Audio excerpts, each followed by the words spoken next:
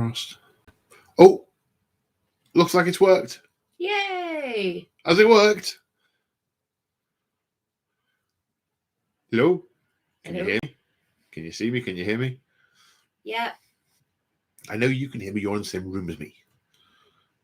Well, it counts. It doesn't help then. There's an eye from Funny Creature. I don't know if that's in relation to the being able to see and hear me or not, though. So,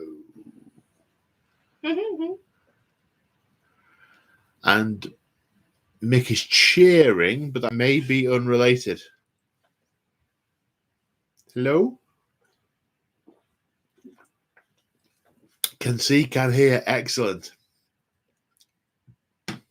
Can see, can't hear. Mook can't hear. That may be at your end. Okay, marvelous. So, apologies about that. Had some PC issues that turned out to be a broadband issue. So I went and said the appropriate prayers and bathed it in oil and hit the off button, then hit the on button again. This worked. Oh, Eldar Blog, thank you very much. Cola sponsorship. Thanks, man. Much appreciated. Still no sponsorship there. God, for the life of me, imagine why not. I can see one of my hairs that's like weirdly out of place in the camera. That's a lot of weirdly out of place there. On the back. Right then. So, usual format. I will ramble a little bit about what I've been doing over the course of this last week. Mostly hobby stuff, but I may tangent in all sorts of random directions. Then talk about the topic of the evening, which as in the style of all ramblings, I may go on about for a very long time, or I may run out of steam in 3 minutes flat. Who knows? I don't.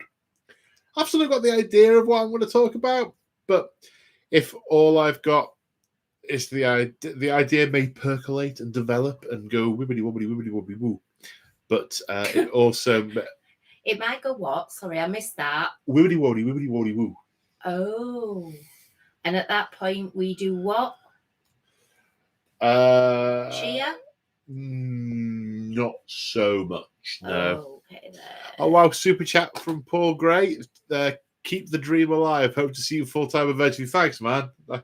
Cheers, much appreciated. I hope it will also eventually happen. So thank you. Thank you. Much of the last week has been taken up looking for day job stuff. I will possibly ramble about that as I divergently ramble. Shameless plug for Paul Fest 2 from Chapter Master Lexicus. Only 4 tickets left. Also, shameless plug for Moog's channel. Okay, so Moog's Little Figures, check it out. He's doing all sorts of tutorials on various painting tutorials on different techniques and models, and he needs to see some love. So go like and subscribe and follow and all that good stuff. He's very rambly. Very rambly. I wonder who he got that from. It's very good, very rambly, very, very, very interesting techniques that I've not seen before, which I think are really cool. Go check him out. Paul Fest 2, it's for channel members. It's in Belper, which is kind of in the middle of the Midlands. Almost slap bang in the middle of the country geographically, I guess. It's organised mostly by Chapter Master Lexicus, but also as a group effort by channel members, 4 channel members, to get together at the amazing tabletop events and throw dice in a nice, chilled out narrative setting with good mates from Discord. And I turn up too and wander around the room like an idiot, going, "Oh, that looks pretty. Tell me about that." What's this then? And people go, You actually exist. You're not just on the screen. And like, I know. Last time I saw. It's good. It's good fun. So if you're interested in that and you're a channel member, check out the Paul Fest link in the Discord. If you're not a channel member, become a channel member and join the Discord and check out Paul Fest in the Discord. Oh, wow. Another super chat from Adrian Smart. Hi, Paul. Wishing you and Crimson well. Love the recent Black Templars batter up against the G-Stealer cults. Not sure what the chaplain's name is, but the Gunslinger is a worthy nickname. Keep up the great work. Oh, thanks, man. Thanks, man. That is, really appreciate that. I hope you're keeping well, too. Yeah, awesome. Cheers. I feel like I'm in the hostelry. Cheers. And people are buying me drinks. Oh, wow, they're all racked up. I will be able to stand in 20 minutes. I've not been able to stand very well today anyway. I've twisted my knee. And I keep forgetting and then trying to...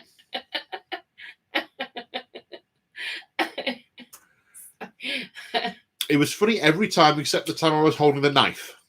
It was less funny then. Oh, it depends who you are. So, she can be very stabby sometimes. So what have I been doing hobby-wise and otherwise this last week? Well, I finally got my Black Templar Intercessors and Aggressors finished last week and filmed a couple of battle reports. One was the Black Templars versus Genestealer cults that I'm sure, spoiler alert, that I'm sure a bunch of you have seen. That was a lot of fun to film. I really loved the table. I was very, very pleased with the table. That new mat is one of the ones that Urban Matt sent me before Christmas. I think it's lovely. So, yeah, I really enjoyed that. Game felt really narrative. All the models I just painted got obliterated in turn one, which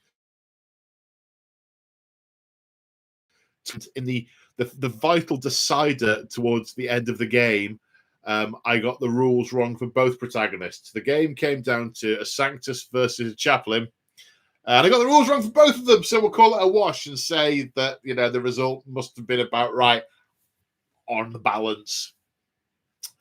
Not giving away what the result was. That was good fun. I really enjoyed that. I really do enjoy playing the Black Templars, and I enjoyed playing the Genestealer cults. They didn't feel too... I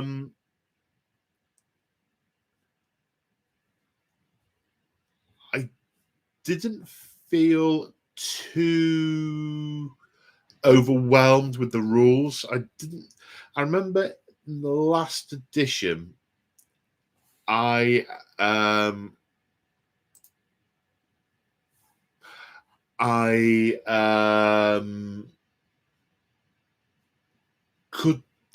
struggle with the Genestealers the same way I struggle with the Drukhari, because every unit is so breakable and there's no sort of core battle line, as it were, to build a force around. I struggle very much with what has to go where and so on. I didn't feel like I struggled with that this time. It felt more natural the way it played.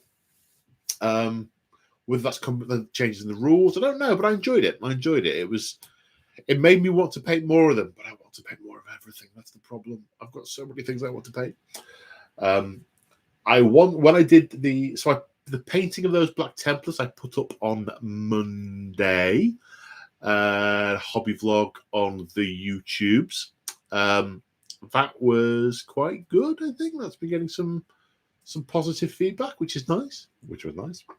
And the other game I played, I'm getting back in. The solo hammer's feeling a bit more natural now. The other game was 500 points of Imperial Guard versus 500 points of Genestealer cults, and that was I've just been listening to a lot of Gaunt's Ghosts and Caiaphas Cain. I listened to those quite a lot. and it was an infantry platoon with the regimental commissar and a captain. That was it. So it was 50 men plus a command squad plus 3 characters, and that came out of 500 points against some Brood Brother PDF and other things. That was a really cool game. I really enjoyed playing that. That's had generally on the members ones, there tends not to be a huge number of comments because most of the chat happens in the Discord. Loads of comments on that one. It seems to have people seem to have really enjoyed it. It was all infantry and a couple of characters on both sides. So there was very little, mass tank destroys this. It was sort of weaving in and out of buildings, and one unit fires on another, doesn't wipe them out, kills like 3 or 4. Is that enough? Is it not? What does the other unit do to back them up? It was good. I enjoyed it. I've possibly got someone coming around to look at the shed tomorrow. Roof leaks. So I may not film tomorrow. The original plan was to film tomorrow. I may do it the day after. I've got to do the third in my little Gene Stealer sequence. I've got to do the Gene Stealers against the AdMech, which also involves opening the seal on my AdMech Codex and working out what the AdMech can do now. So, but I now have my Gene Stealer cards, which means I will play more easily, because I don't know about the rest of you. When I sit down to go through a game, I get the card deck and I go, no, yep, no, yep. And then I'll end up with the sort of dozen cards that I can use in the game. And then whenever I need to go through anything, I just flick through, yep, no. Ooh, I can do that one now. When it's all on I was all right in 8th ed, and I'm sure it's just something of the way my brain interprets the layout on the page, or doesn't interpret the layout on the page. In 8th ed, that I could just sort of go like, yep, no. But there's just something about the formatting, the literal formatting of the 9th ed codice, or possibly it's the massive verbiage of every single thing. I find it very difficult to scan through them and see when they're all on the page. So cards, yeah, they're really good for me. So yeah, gonna be filming that, which is nice. I've also yesterday I started the real life day job search. There was no getting away from it. It had to be done, which I'm finding a little bit difficult at the moment because I'm suffering from a lack of confidence and all those demons that come up and creep into the back of your head when you try and do anything like that. So that's a challenge at the moment. That's a challenge, but we've got to put Plastic Man on the table. I mean, food on the table. What else? So hobby stuff. So I finished painting those Black Templars, and then I had nothing I was in the middle of. I did have another unit of Black Templars that I'd hoped to get done for the same game, but they were Sword Brethren, but I didn't get them done. So I've thanks, Ben. Much appreciated. You can do it, Paul. Says it, Little Nicky. We've seen Little Nicky. You can do it, does he? Bite his freaking head off. What's the guy's name? Something like that. I can't remember.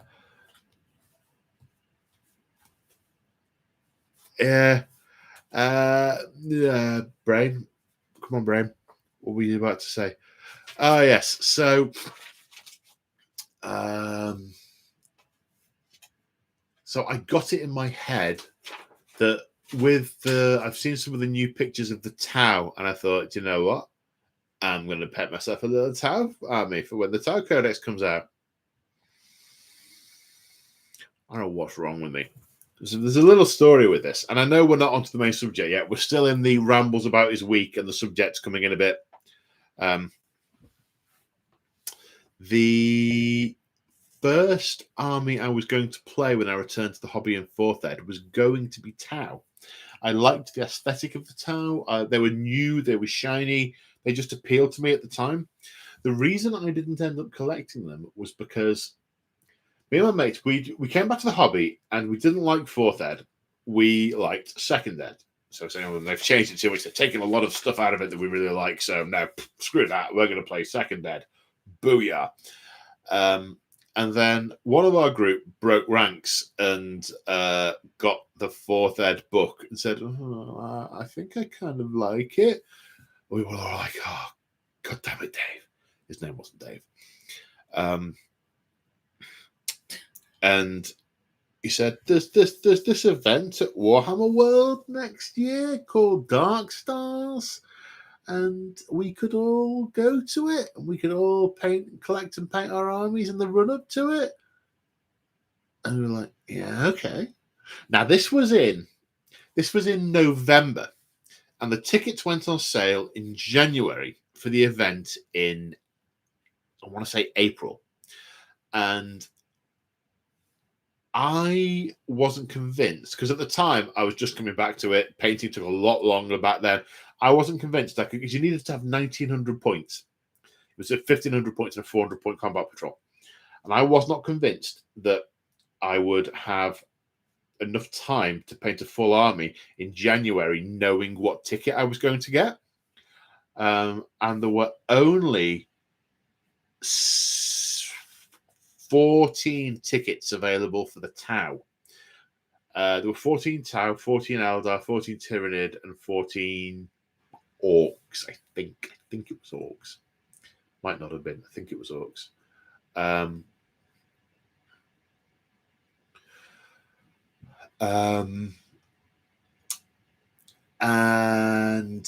I thought, but there were 14 for each faction.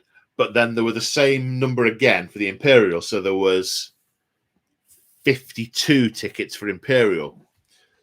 So I didn't want to start painting a Tau army and then not be able to get a ticket. So I ended up going for an Imperial army, which when I started collecting my Blood Angels. And then every point since then, Tau have never quite come back round. So I saw them and I thought, do you know what? I really like the white color scheme. And then I thought, yeah, but it's going to be a pain in the backside to do. And then I flicked back through Warhammer TV and saw a Duncan painting video, and I thought, I can adapt to that. Oh, blow it. I'm going to do it. I'm going to do it. I'm going to get a 500-point list. And I'm like, yeah, but you don't know what the points of everything are going to be. Like, okay, I'll get some stuff that's kind of a 500-point list, but I can flex it up and down. I'm like, right, okay. So I've got a little, hopefully 500-point army of Tau that I finished building yesterday, and I'm going to try and paint between now and roughly this time next week.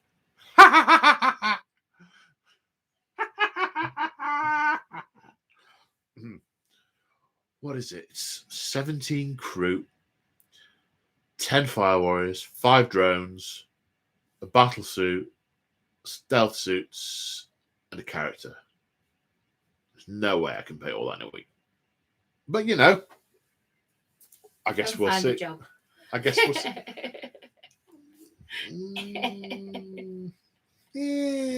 Details. Oh, we've got Paul's used his membership thingy. On the subject of demons, I have a t-shirt that sums it up. Sometimes I rest with my demons and sometimes we snuggle. Good luck with the hunt. Yeah, thanks, man. Thanks, man. That's pretty apt. It's yeah, so that pretty much brings us to now. Apart from the fact that I'm still working my way through my Chinese takeaway cookbook, which is not how to do authentic Chinese food, it's how to produce the takeaway that we get. I made myself a sweet and sour pork Cantonese style on Saturday, and it actually vaguely tasted like it. I know I incinerated some seaweed this evening, didn't I? That was brown. Seaweed should not be brown. Prawn toast was okay.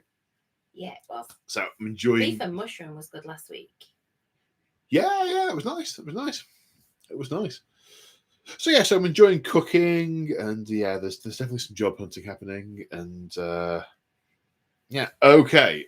So on to the ramble subject of the evening, the morale phase. Now, I didn't exactly know what to call the stream because I didn't want to call it anything too negative. I toyed with the idea of saying morale phase, what's the ruddy point? But I thought I'd row back from that and just sort of talk about it a little bit, because I can't quite work out what the morale phase actually adds now. So if we go back historically to the era of even second, but third through seventh ed, the morale wasn't in its own phase. Fine, no problem. It happened periodically throughout different phases, and it was meant to represent the morale of the troops failing and then backing off from what they were trying to do. And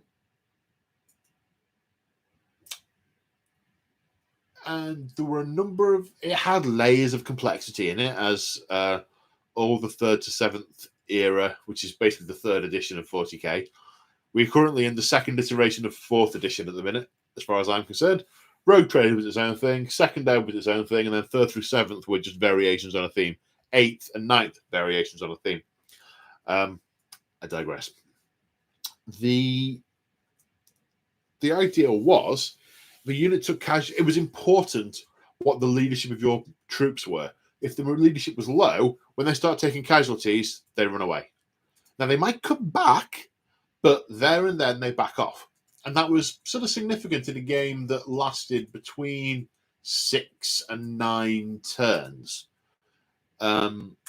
Because troops running away was definitely a thing, but also troops coming back was also a thing. And you could pin them in place. You could suppress troops was an element of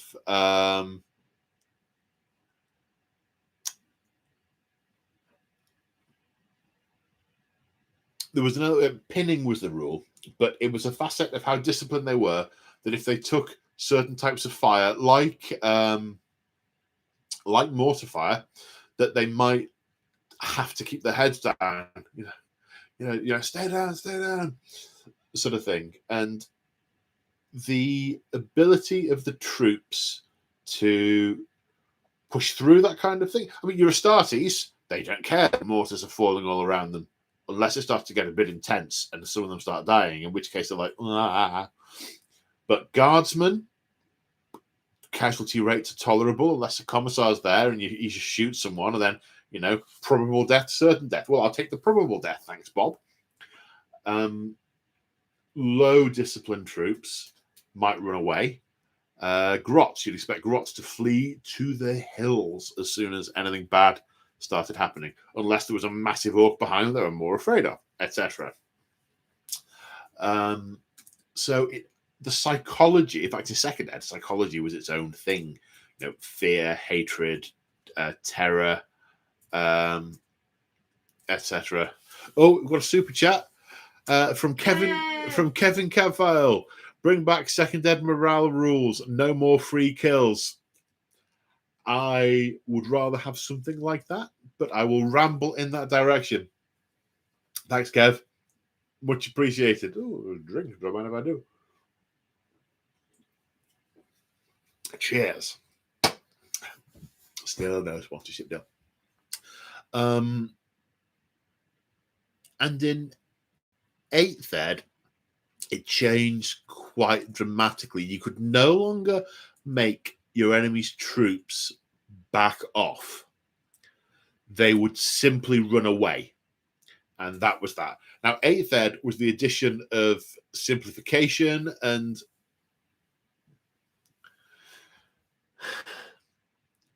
that from certainly from my perspective, that felt fine. It's like, okay, you're simplifying a lot of things, and we are seeing the benefit to the simplification, and it's the way it's interacting with everything else kind of works, and that worked for me. I missed the notion of being able to pin an enemy unit in place, or them having to, if they ran away, they're like, oh my god, take cover. If they ran away and then come back, but if a unit got absolutely hammered, then they would probably all run off. That seemed to kind of work for me. If a unit got a bit battered, but not utterly trashed, or they were a really stalwart unit, only some of them ran away, that kind of worked for me too. It's like, okay, a couple have gone, but the rest are keeping on pushing because these are Necron warriors, and those couple that have gone away, their subroutines are a bit glitchy, and they've concluded something different, and so they've phased back. They've activated their phases.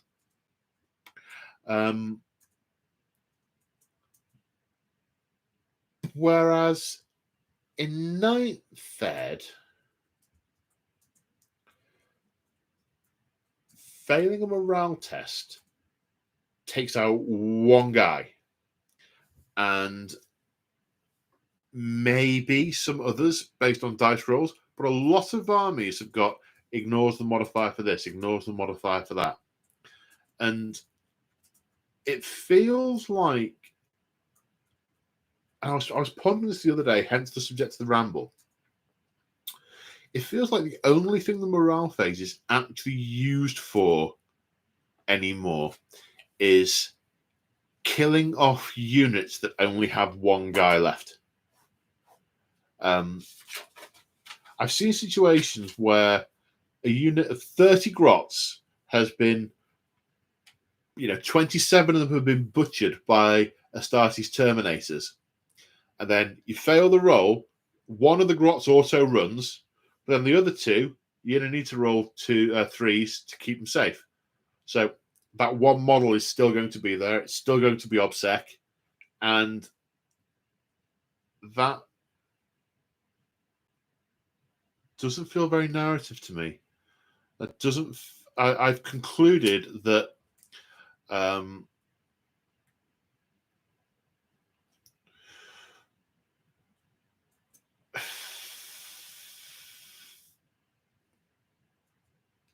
don't know.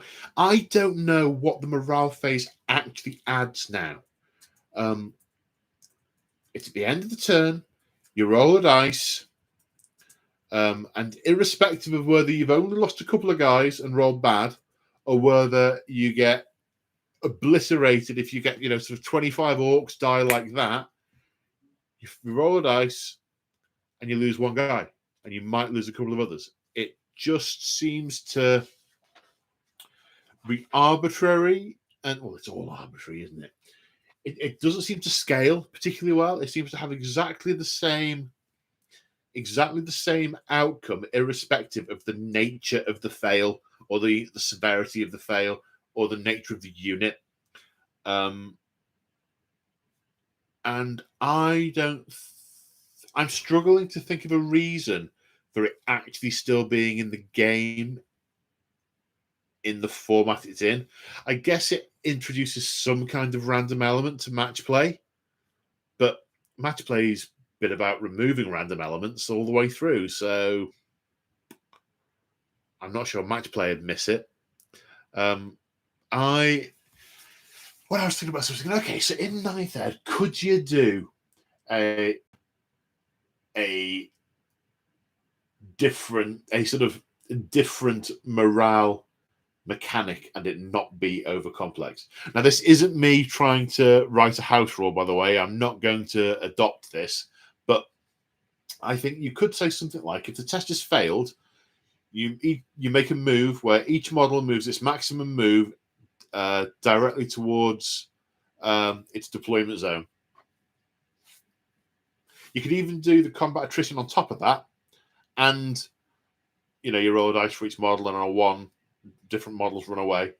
And you could say, it's like, if you end up any models that finish within 3 inches of an enemy model are destroyed. So okay, they just get shot or brought down or whatever. I also like the notion, and this was a fantasy battle thing, because one thing that used to irritate when I played both of them back in the day.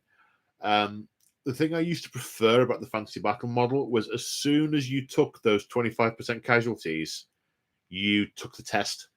You didn't wait till the end of the phase, so you would know mid-phase. You're like, shoot, shoot, shoot. Right, take your break test. Do they stay or do they run? And if they stay, you put other fire into them to destroy them if you want to. Or if they run, you say, they're taken care of for a turn. I'm going to concentrate over here.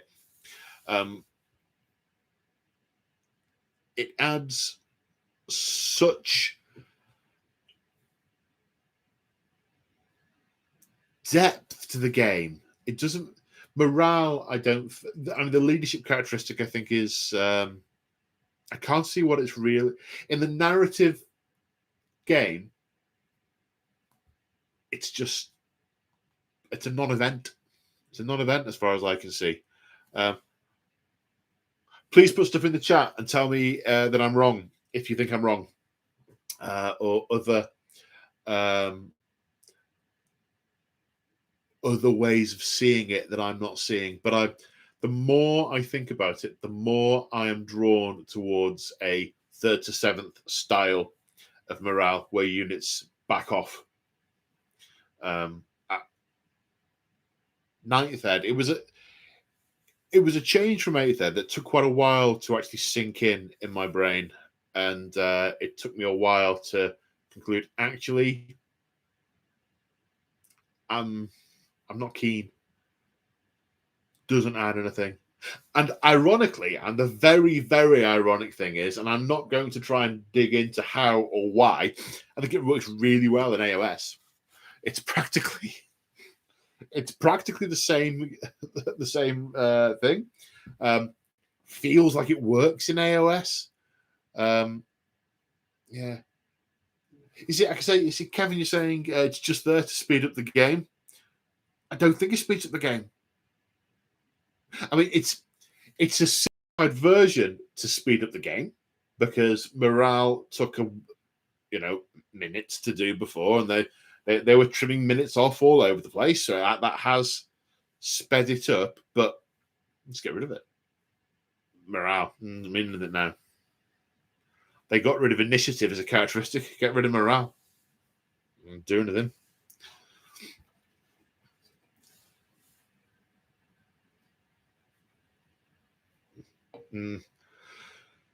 Elliot, they made morale another way to earn VP.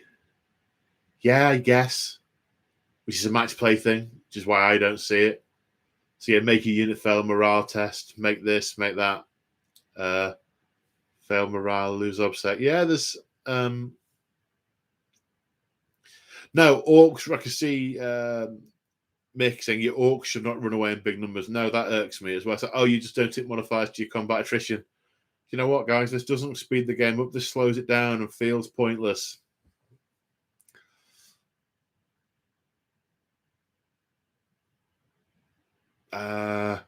Warvenom, the Night Lord's Legion trait still stuck versus morale. They, at the moment, they do, but they don't do anything with combat attrition. They only affect your morale test. Because the thing with the Night Lords is you could stack it up and up and up and up, which meant more than ran away. But then again, new Chaos Codices are going to be coming, so I'm pretty much shying away from Chaos at the moment, because there's so many things I have to tweak on the rules to bring them in line with the 1st generation Astartes and changes that they've already made in the Death Guard and the Thousand Suns, that I'm just holding fire on those for now.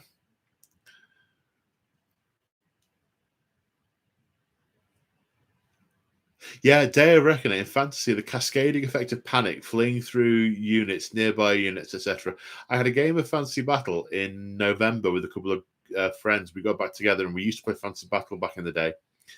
And yeah, one unit of my Dark Elves broke, and the rest of them just routed as they ran off. It was great.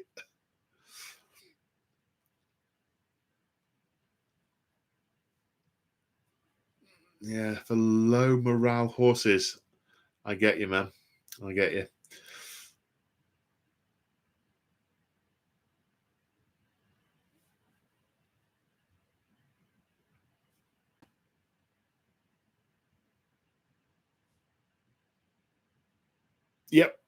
Yep. So there you go. What was that? 20 minutes? 10 minutes? 15 minutes? That was my little morale rant. Just what's the point? No point. Get rid or make it actually a thing again. But I guess that kind of leads into the general, please do some more narrative leaning in the things. But yeah, leadership. I don't really feel like part of the game anymore. Makes me sad. Makes me sad. I'll have a drink.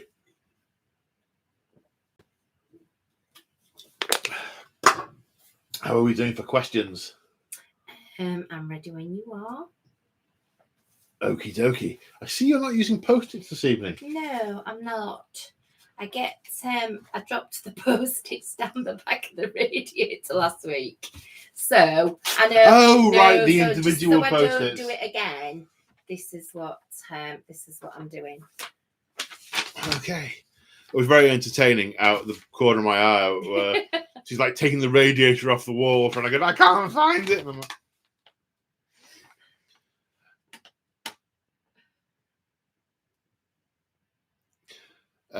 funny creature. Paul, do you have a favorite Alan Partridge one-liner? Oh, so many.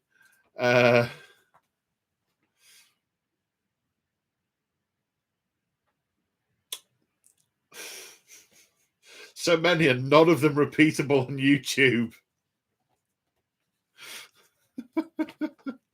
Yeah, I'm going to go with none of them repeatable on YouTube. I do like a bit of Alan Partridge. It's just so cringy, and yeah, I guess Smell My Cheese is quite a good one.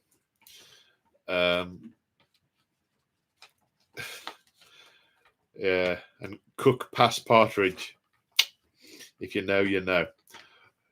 Mr. Carey K. I think Necrons should have to take morale. Should have to take morale. They are lifeless robots, for crying out loud. I wonder if there was a typo or an error in transcription. Should not have to take morale. I think this says, yeah. They are lifeless robots, for crying out loud. Yep.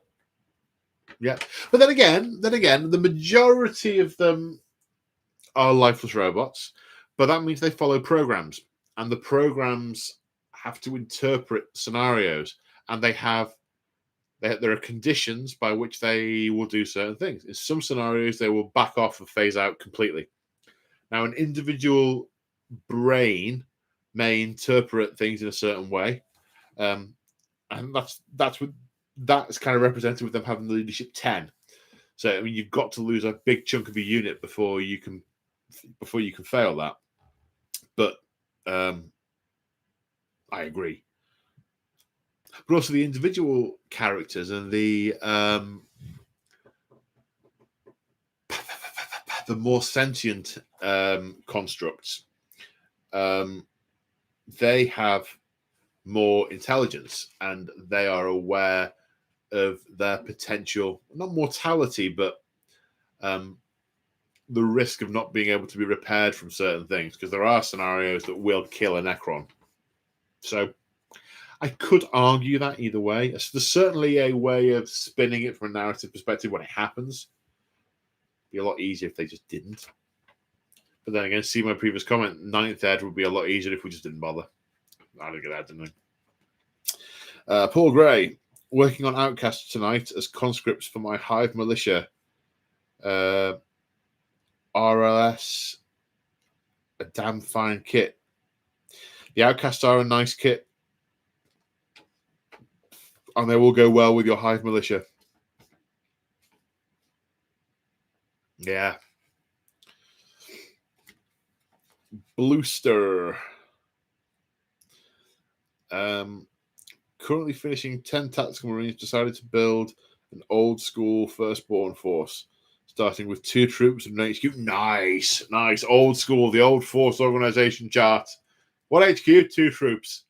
Then 1 elite, 1 fast attack, 1 heavy support, which would be a unit of Terminators, an assault squad, and a devastator squad. Well, it would be if I was doing it anyway. Or a dreadnought. Yes, it would be dreadnought, not Terminators, because dreadnought would come from the company. Yes. Back in the day, captain, command squad, 3 tactical squads, dreadnought, assault squad, devastator squad. Nice.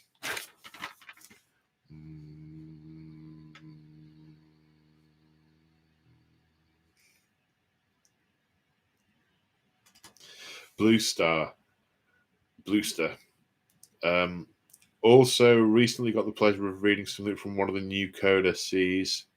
Don't remember exactly what it was, but it was like 6 or 7 sentences that sum up to a reroll of 1. Yeah. Noise the hell out of me. And it isn't just, I had a realization with the most recent codex I was reading. It isn't just that there's all of the verbiage in there.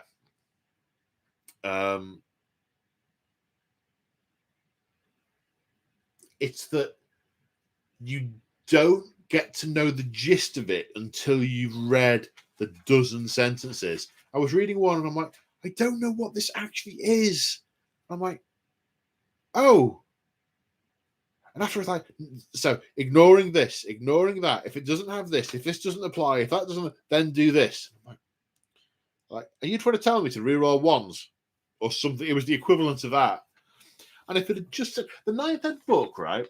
The 9th ed big rule book, I had a lot of high hopes from that because it had like the one-liner which said -2 to movement if you go across a barricade. I'm like, okay. And then a paragraph with all of the and this and that and verbiage and verbiage and verbiage. And I thought that's brilliant because the match play guys are getting the real specifics they need. And I can just look at the headline and go, yeah, right. If you can't see your opponent, you can't see your opponent. Oh. I wish they did that with the rules in the codices and with the stratagems, where it said if you just said at the top, nearby units reroll 1s, or nearby units can use the leadership of this model. 1 sentence, do it in bold, and then all the verbiage is underneath. And you're like, okay, but how does it work with this? It will tell me here. And do you know something? When you actually know what the card is actually getting at, makes it much easier to then read. If you're trying to read the detailed explanation without knowing what it's getting at, I find that really hard. I don't know about anyone else, but I really struggle with that.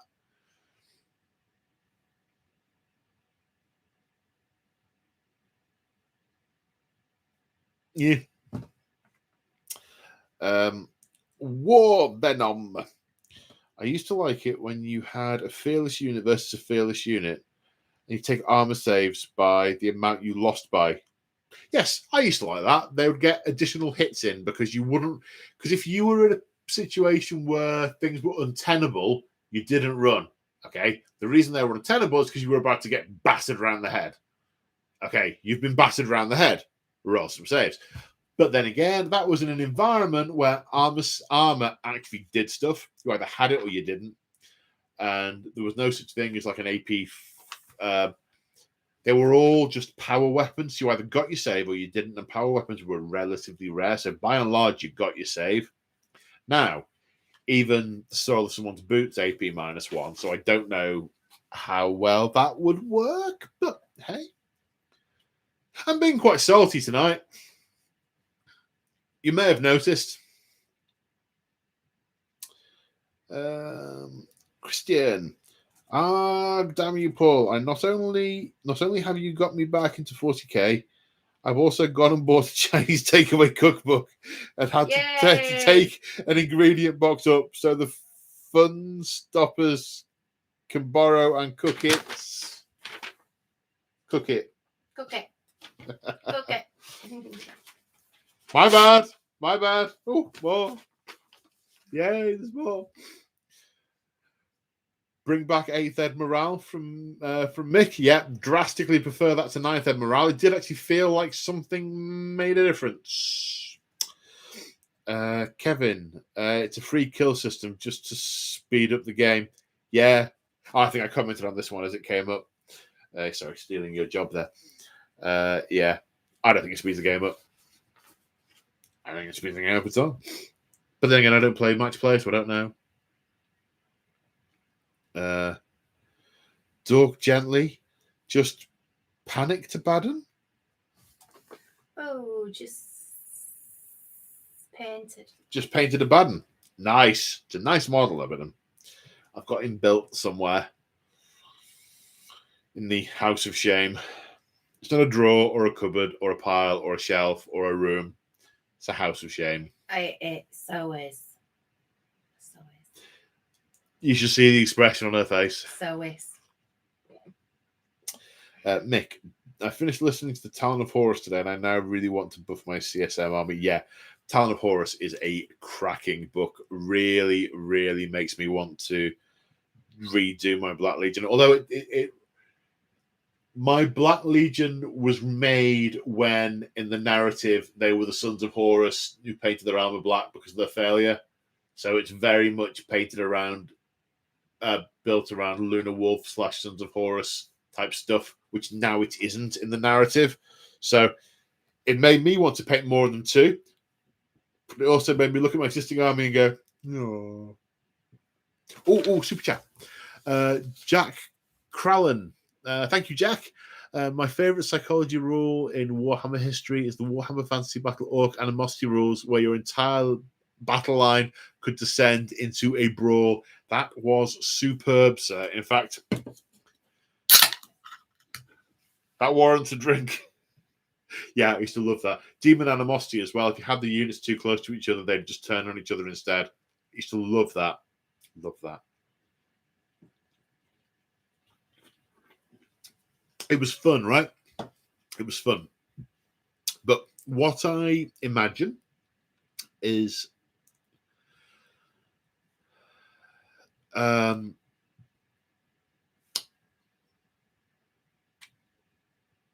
me pick my words. My brain words aren't working.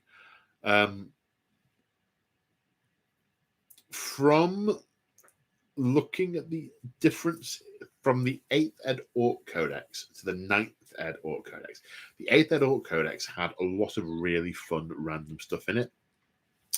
It had weird boys blowing their own heads off. It had shock attack guns doing horrific random things. It had bubble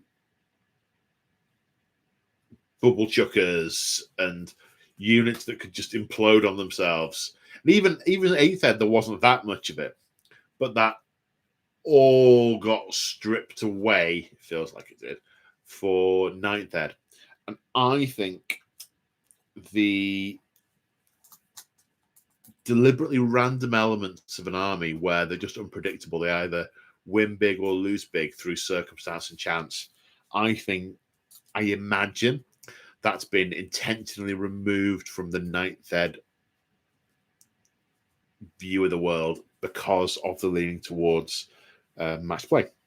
Because I think in that scenario, those factions don't get played in match play and tournaments. And I imagine they will look at that and go, why don't people play orcs at tournaments? Well, orcs are unreliable. You can't trust them to do X, Y, or Z.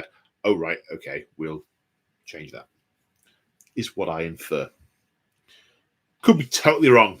Could be totally wrong. I don't think I am, though. When random stuff happens, it's like, oh no. But if you want the I will yet again recommend the book Brutal Cunning. Why you say that? Brutal Cunning. I'm sure it's spelled cunning with an N rather than cunning. Brutal Cunning. It's a book written mostly from the orcs' perspective about a battle with some admech. It's just brilliant. If you want to know how orcs think, like stupid Umis putting a wheel on a door. You can't drive a door. Umis make no sense. Fantastic book. It's like, I need a ride. Oh, use. I like your buggy. Yeah, it's good, isn't it? Turns around and wallop. Mine now. Great. I digress. Kevin, Paul, how would you fix morale, or would you get rid of it outright? How would I fix morale? If we were talking about if we were talking about ninth ed and the current context and nothing else changed, I would either put it back to 8th ed morale, or I would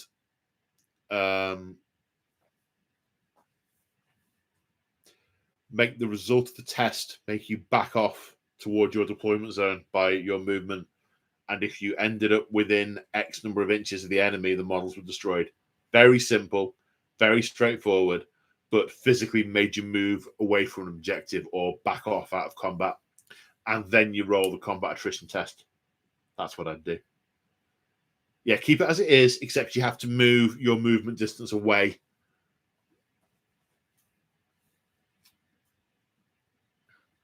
I can see Bluester saying, I want 7th ed back, minus the formations, of course. The formations, it's interesting. I loved the formations in 7th ed, but that's because I only ever played narrative games against narrative people. So we all said, right, well, Space Marine Army, it's a demi company. Are you bringing the armory? No. Are you opening the librarians? No. Demi company, great. So, well, what are you taking with them? Wow, this is the first company. It's like, oh, we've got some scouts, and we've got this, we've got that. It made for really nice, fun, super fluffy games. It's when you get the, it's the +2 rerollable cover saves. Rerolling. The Claw used to have this little mantra that he'd say with a sort of rolling of the eyes. Go, hitting on 2s, rerolling 1s. Hitting on 2s, rolling 1s. I was very apprehensive of the jump to 8th ed, but I liked 8th ed. And I like a lot about 9th ed. I think they've done a lot of good things with 9th ed. I am just I'm fixating on one element that I don't think works particularly well from a narrative point of view, which I guess is what I do. Really? And that is why I exist. Nothing to do with my parents. It's purely to push representation of narrative play in the YouTube arena. One of the reasons I decided to start the channel was because I decided that there needed to be more representation of our style of play, my style of play. I thought, I wonder if other people feel the same. I don't know. I'll find out. Yeah. More questions? Thank you. Ooh. Sorry. Got it. Russell Orr.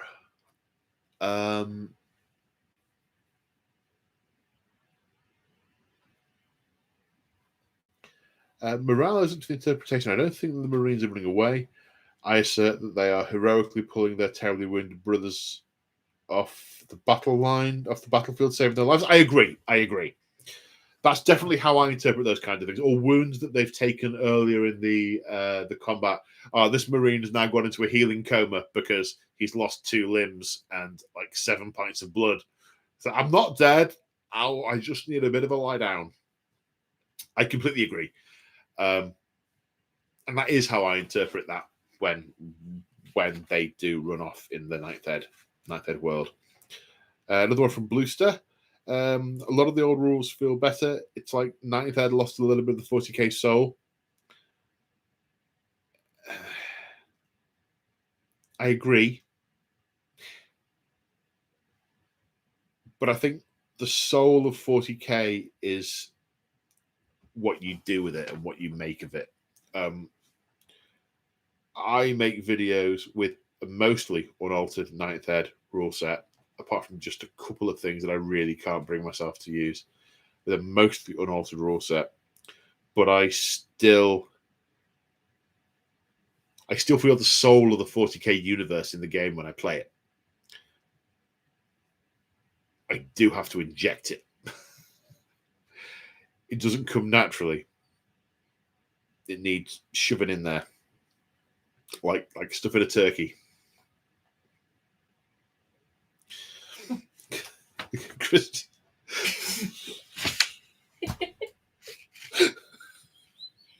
Jesus. But as we all know, if you stuff your turkey, it doesn't cook properly. Air needs to circulate in the cavity. This metaphor may be flawed. Move on. You reckon? Quick. Christian, Paul, Move past the stuff. has the game got too technical? I last played Second Ed and now much more prefer following the narrative videos as the match play just blows my mind. Yeah, is it too technical? It's very technical and it's quite formulaic. And in order to do well at playing matched play, you have to understand a lot of it. Match play first started out in 8th Ed as just the way to have a pickup game. It was your standard 40k game. Narrative was just sort of like, hey man, do what you want within reason. And open play was just, hey, do whatever you want. And now it's very much match play isn't your pickup style. It's your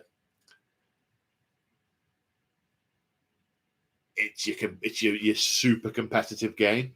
And you really got to know a lot about it to play it. And that's why I advocate the use of open war cards. Because you don't need to understand a huge number of things to play the game. I also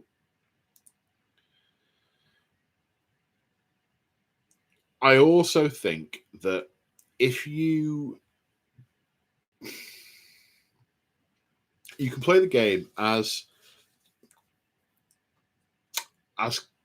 competitive, no, not competitive, as technical and as complex as you want to make it.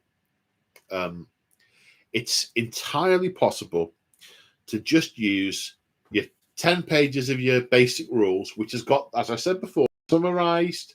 These are your blocks. This is your one-line description of the rule, and here's your verbiage. Ignore your verbiage. Do your one-line descriptions. Use your open war cards, and you can ignore. You can ignore stratagems. You can ignore warlord traits. You can ignore relics. They are layers and layers and layers of complexity, and you can simply use the data sheet in your book for the models you've got.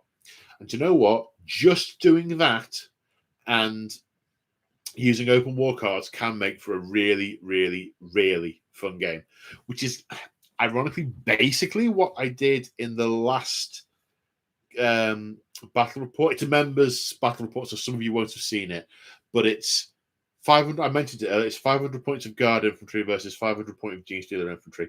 And most of the way through the game, I was thinking, I've got nothing to spend these command points on because I've not taken any of the super deadly units. It means half of these ruddy command points are irrelevant. I don't use command point rerolls. There were a couple of things I used here and there. The interrupting combat mechanic, that was a thing.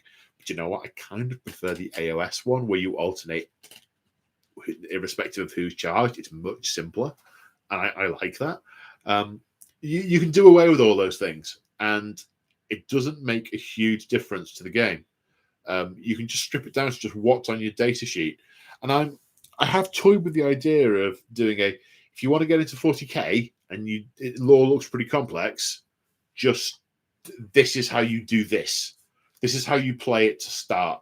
And then if you want to go away and you add all these other things in, sort of like, I don't know, ignore this bit in your codex, ignore that bit. Start with just this, just what's on your page. I don't know. Maybe I should make some films that how to get started with 40k the easy way. Maybe, don't know. The easiest way to get started with 40k is to buy the Recruit box set, which has got like 2 units in, a little mat, a bit of scenery, and a really straightforward pamphlet. That's the best way to do it. Yeah.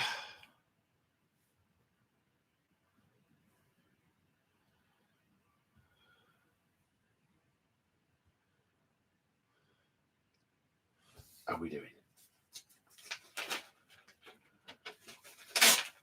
Your strength. Thank you. Ark Royal.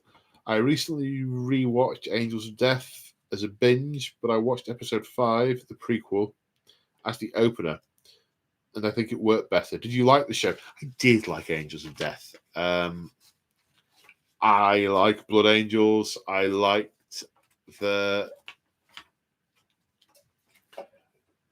characterization. I liked the fact that the Marines were rock hard all the way through. I like that they had flaws, they had personalities. I like the way they depicted the Gene Stealer cult. I thought it was pretty good all the way through, as far as I was concerned.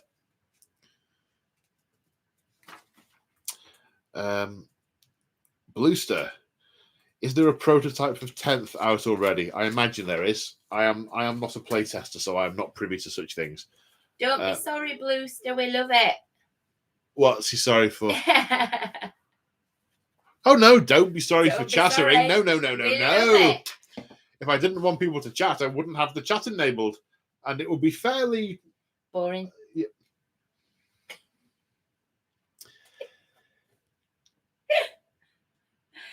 That just slipped out.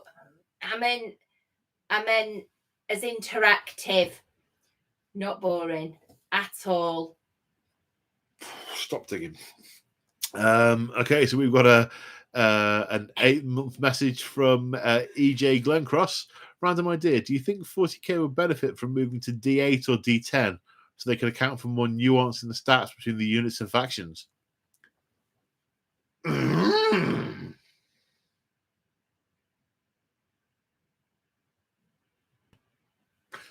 That's interesting. Do I think it would benefit from it? Difficult to say, but I like the idea.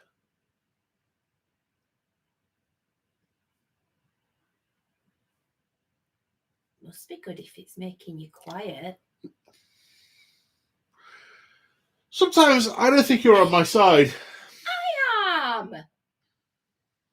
I'm even printing so you can read it easily.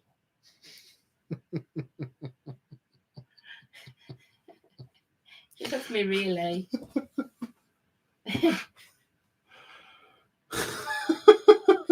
Of course. Right, now what we got? Oh, no, we haven't. We haven't? No, not yet.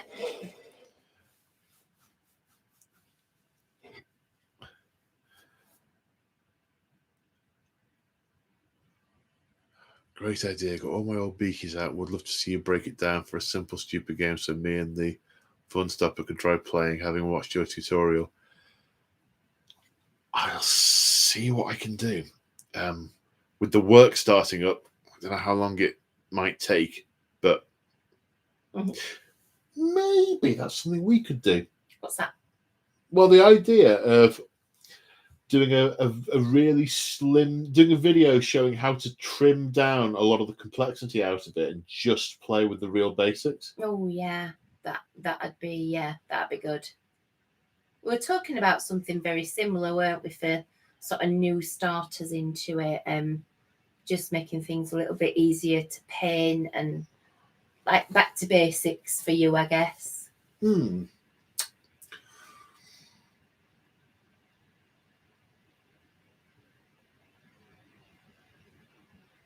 Okay.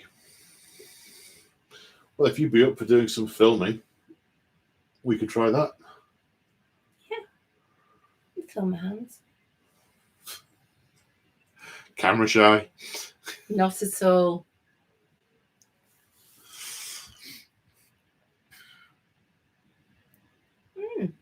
Something to think about. Yeah. See what I can do. I can't promise, but see what I can do.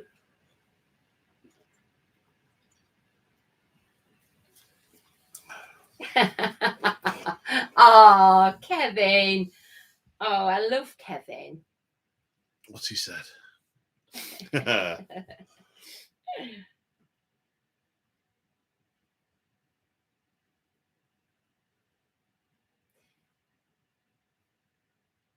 Did you consider making some skirmish battle reports?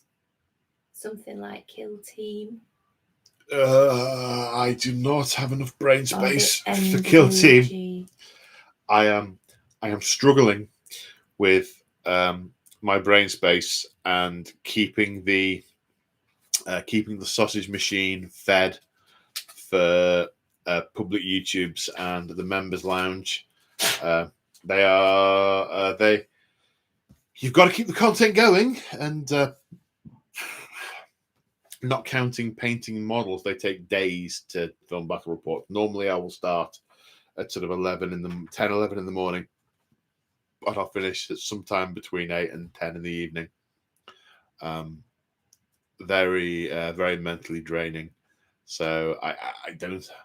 And with the job hunt ramping up again, and then when I get a job, I'll be working 5 days a week. So G'day, Jonathan from Australia. That were a bad accent. I'm sorry about that. How do you do, Jonathan? Hello. Very pleased to make your acquaintance, old boy. I'm not trying to do your accent. No, don't. It failed miserably then. It did. Miserable. It did. I mean, it was. Mine, I meant. It was terrible. Yes, Thank you. I was agreeing with you. Thank you very much. You're welcome. You're welcome. Oh. It's always good to have consensus. Oh, rude. Okay. Oh, we're on to thank yous. We are indeed. Okay, so once again, big thank you to Crimson for all of the notes and the write-in and the abuse. It's always good to have the notes and the write-in and the abuse and keeping. You guys should see how much abuse I normally take, not on camera. I'm just getting my own back while I've got you to back me up.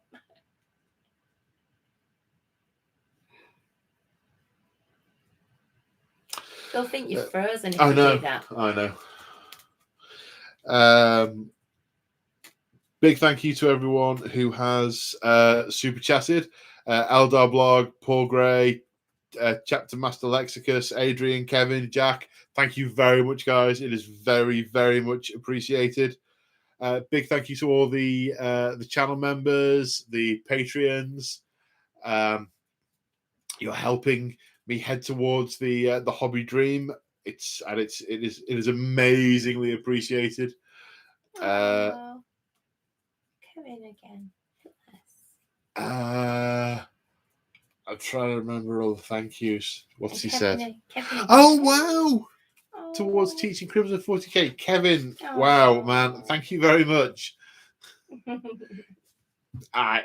Cheers. Thank you. Towards teaching Crimson 40k.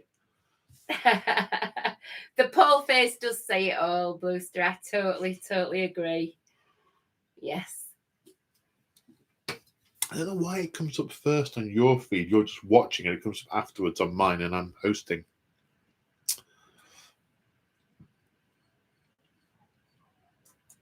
Anyway, so if you want to support me, you can check out channel memberships in the description. There's 2 different levels. One gets you access to the hobby Discord, which is a buzzing thrive of hobby industry and random prattle. The other gives you access to my exclusive content, which is extra YouTube videos, it's battle reports, it's campaigns, it's hobby videos, it's vlogs. There's AOS, just mostly 40k. There's some Aeronautica. If you shop at Element Games, one way you can help me is by shopping there and you going there using my affiliate link in the description below. It lets them know you came from me and I get commission, which is super nice. There's also a code you can use to get extra crystals, which is store credit, which is also cool. But just watching videos, clicking like, clicking subscribe, everything helps. So again, $1.99 UK. Oh. Mick. How much is a level 1 membership? $1.99 UK. I don't know how that translates to other currencies, but £2 basically. And the monthly extra content is £5.99, so that's £6. Like a poorly sea animal. £6. Yeah. £6. Very good. Very That was quick good. for me at this time of Yeah, night. I like that. After I've worked all day, you know. Yeah, it's cool. So on that happy note, 6 books. 4 tickets left for Paul Fest, everyone. That's all there is. Is that right, Mick? yeah, if you want to go to Paul Fest, then you become a channel member and check out the Paul Fest link in the Discord, which takes you where the tickets are. Whoop. Thank you all for watching. Take care, everyone, and we will see you in the next one. We will. We'll anything I see you forgot? next time. See you next time. Yeah, I forgot nothing. anything? No. No. Anybody's got any ideas on what you'd like to see? Stick it in Discord. Stick it in Discord and let us know what you think. If you've got any ideas. Ideas are always welcome. Can't promise, but ideas always welcome. You never know. You never know. You never know. All right. Bye for now, folks. Bye, everyone. Take Bye care. to Australia. Bye.